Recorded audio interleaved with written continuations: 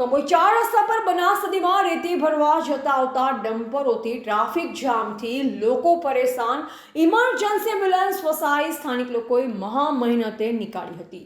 સવારે 9:37થી ટ્રાફિક થયો હતો, જે ટ્રાફિક 12:27 કલાકે ક્લિયર થયો. વાહન ચાલકોને કલાકો સુધી ટ્રાફિકમાં પરેશાન થવું પડ્યું. આજરોજ સવારે કમોઈ 4 રસ્તા પર ટ્રાફિક જામના દ્રશ્ય સર્જાયા હતા, જેમાં કલાકો સુધી લોકોને ટ્રાફિકમાં ફસાવું પડ્યું હતું. જેમાં એક એમ્બ્યુલન્સ પણ અટવાઈ ગઈ હતી, જેને સ્થાનિક લોકો દ્વારા જહેમત ઉઠાવી નીકાળવામાં આવી હતી.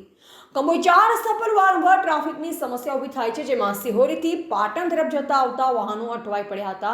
જેમાં કાંકરેજ તાલુકાની બનાસ નદીમાંથી રેતી ભરી આવતા જતા ડમ્પરો જ્યાં ત્યાં ઊભા કરી દેતા હોવાથી ટ્રાફિકની મોટી સમસ્યા ઊભી થાય છે. જેમાં વહેલી સવારે કસલપુરા તેમજ દુદાસણની બનાસ નદીમાંથી ઓવરલોડ અને રોયલ્ટી પાસ વિના દોડતા ડમ્પરો ઝડપી નીકળવાની લાઈનમાં પાટણ સિહોરી હાઈવે પર ઘૂસી જતા હોવાથી ને જ્યાં ફાવે ત્યાં ડ્રાઈવરો રોડ પર ઊભા રાખી દેવાના કારણે ટ્રાફિક થાય છે.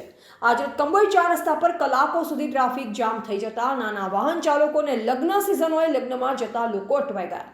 ટ્રાફિક થવાનું મુખ્ય કારણ બનાસ નદીમાં રેતી ભરવા જતા અને રેતી ભરી આવતા ડમ્પરો છે. ડમ્પરોના ત્રાસી નાના વાહન ચાલકોને આમ પ્રજા ત્રાહિમામ પોકારી ગઈ છે. જ્યારે કમોઈ પાસે રેલવે લાઇન પર અંડરપાસ બની રહ્યો છે, જેનું ડાયવર્ઝન દાંતીવાડા કેનાલ પર આપવામાં આવ્યું છે, જેથી મોટા ટ્રેલરો અને ડમ્પરો કસલપુરા તેમજ દુદાસણની બનાસ નદીમાં રેતી ભરવા જતા હોય છે અને રેતી ભરી આવતા હોય છે. જે ડમ્પરો દુદાસણ તરફથી આવી સીધા પાટણ હાઈવે ચડી જતા હોય છે અને વચ્ચોવચ ઊભા કરી દેતા હોવાથી પાટણ સિહોરી તરફથી આવતા જતા વાહનો ટ્રાફિકનો ભોગ બને છે. જેમાં ડમ્પરોનો ત્રાસ ઘણો વધી ગયો છે, પરંતુ પોલીસ પગ પર પગ ચડાવી બેઠી છે, જેનો ભોગ આમ પ્રજા બની રહી છે. આજે કમોઈ 4 રસ્તા પર ડમ્પરોના કારણે સવારે 9:37 કલાકે ટ્રાફિક જામ થયો હતો, જે ટ્રાફિક 12:27 સુધી ક્લિયર રહ્યો હતો. આ ટ્રાફિકમાં એક એમ્બ્યુલન્સ ફસાઈ હતી, જેમાં કોઈક ઇમરજન્સી દર્દી હોવાનું જાણવા મળેલ, જ્યારે સ્થાનિક લોકોએ એમ્બ્યુલન્સને મહા મહેનતે પસાર કરાવી. કમોઈ 4 રસ્તા પર વારંવાર ટ્રાફિકની સમસ્યા ઊભી થાય છે અને કલાકો સુધી ટ્રાફિક જામ રહે છે.